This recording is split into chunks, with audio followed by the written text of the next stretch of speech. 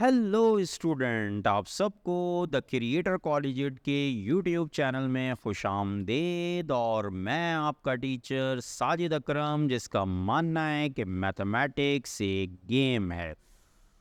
तो स्टूडेंट, आज की वीडियो में हम देखेंगे प्रॉपर्टीज़ ऑफ स्क्वायर रूट। तो चले जल्दी से वीडियो शुरू करते हैं और देखते हैं कि प्रॉपर्टीज़ क्या होती हैं स्क्वायर रूट की।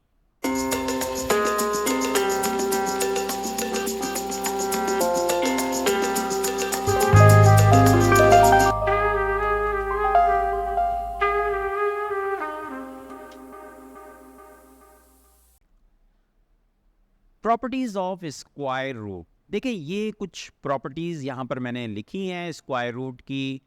इसमें ये बताया जा रहा है कि प्रॉपर्टी नंबर 1 में कि under root A under root B जो है उसको लिखेंगे अंडर रूट ए बी। इसी तरह से दूसरे नंबर पे under root A under root B को ऐसे लिखा जाएगा। इसी तरह से ए अपॉन अंडर रूट ए को ऐसे लिख दिया जाएगा।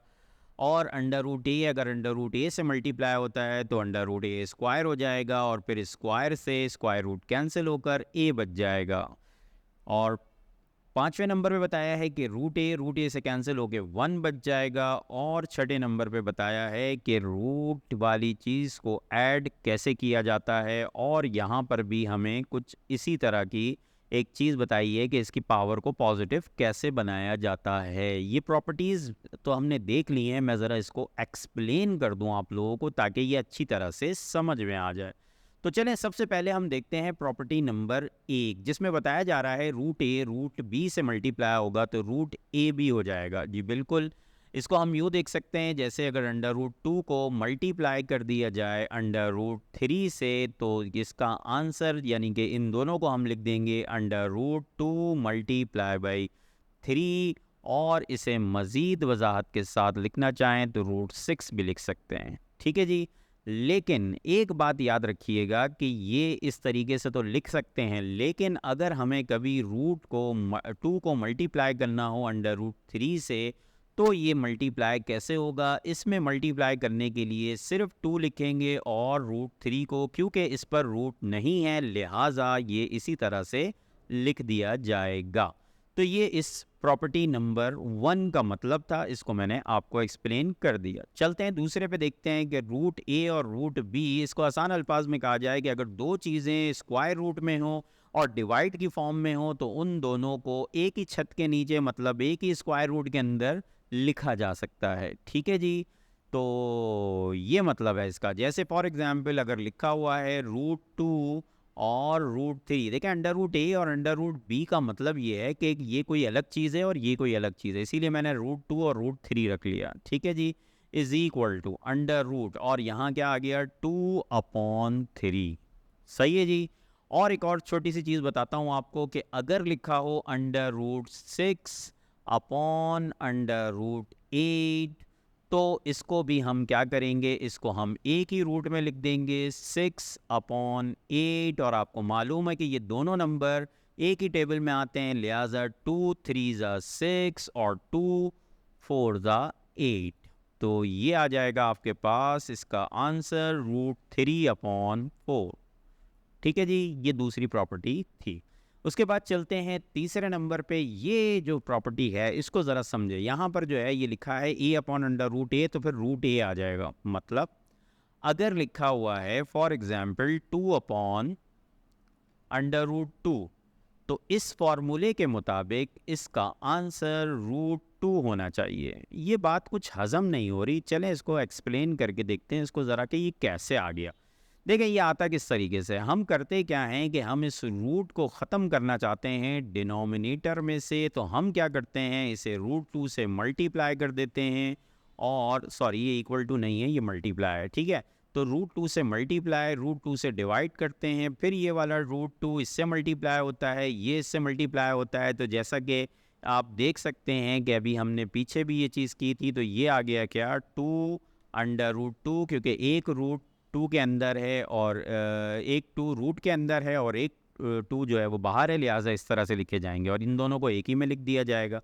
तो ये हो जाएगा 2 का स्क्वायर, और 2 का स्क्वायर से ये कैंसिल हो जाएगा, लिहाजा हमारे पास बचा 2√2 डिवाइडेड बाय 2, तो ये 2 से 2 कैंसिल हो गया और हमारे पास आ गया √2, जैसा कि मैंने अभी आपको बताया था कि इस फार्मूले के मुताबिक ऐसे आएगा, और हमने इसको करके भी देख लिया।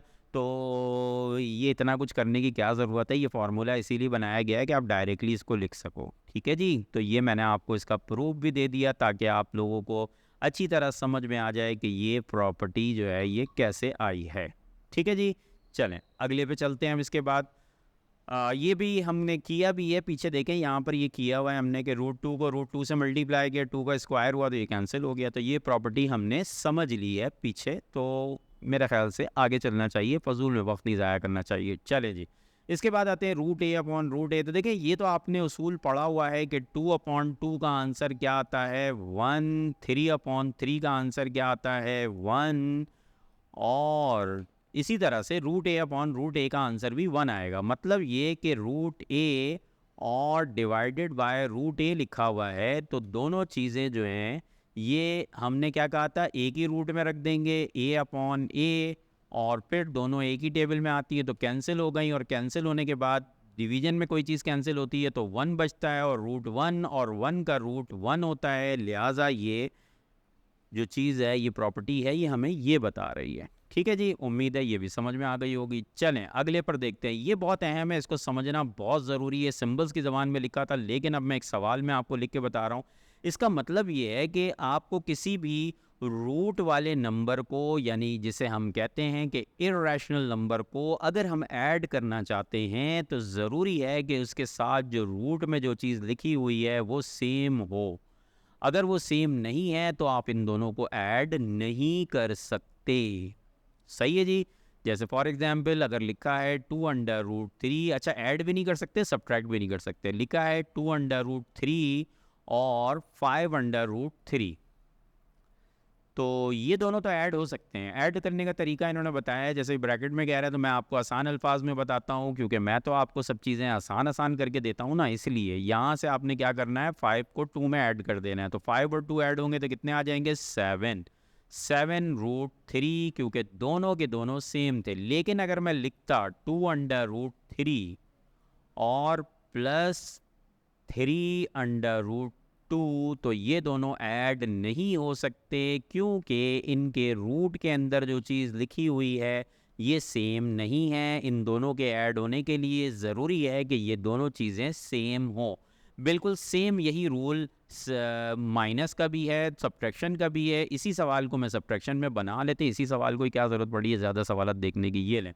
2√3 ले लिया मैंने, ठीक है जी, और यहाँ पर माइनस का 5√3 ले लिया, तो ये सब्ट्रैक्ट भी हो सकते हैं। ठीक है, सब्ट्रैक्ट करने का उसूल वही सब्ट्रैक्शन वाला है कि बड़े में से छोटे को माइनस कर दें। तो 5 में से 2 को माइनस किया तो क्या बचा 3, और जो साइन बड़े की होती है वो लगा दी जाती है। इस तरीके से इसका आंसर -3√3 आ गया।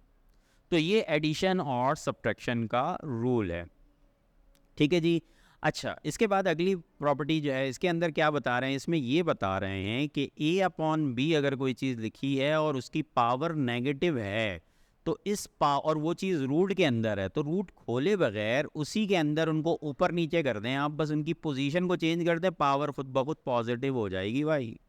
ठीक है जी, चलें इसका भी प्रूफ देख लेते हैं कैसे। चलें ये देखें, ये पावर -n है तो दोनों के ऊपर है, इसको मैं लिख सकता हूँ a की पावर -n और b की पावर -n, ये दोनों की पावर आ गई माइनस माइनस में। ठीक है जी, अच्छा ये तो आपको पता है कि अगर a को मैं उठा के नीचे ले जाऊं और b को उठा के मैं ऊपर ले जाऊं तो इन दोनों की पावर क्या होगी, इन दोनों की पावर की साइन चेंज हो जाएगी। तो यहाँ देखें ज़रा, मैं अगर इसको यूं कर देता हूँ कि यहाँ पर लिख दूँ b, तो ये ऊपर आने के बाद इसकी साइन पॉजिटिव हो गई और ये नीचे जाने के बाद इसकी साइन पॉजिटिव हो गई। ठीक है जी, अब हम इसको यूं भी लिख सकते हैं कि b/a, और इस पूरे की पावर जो है वो क्या होगी n होगी।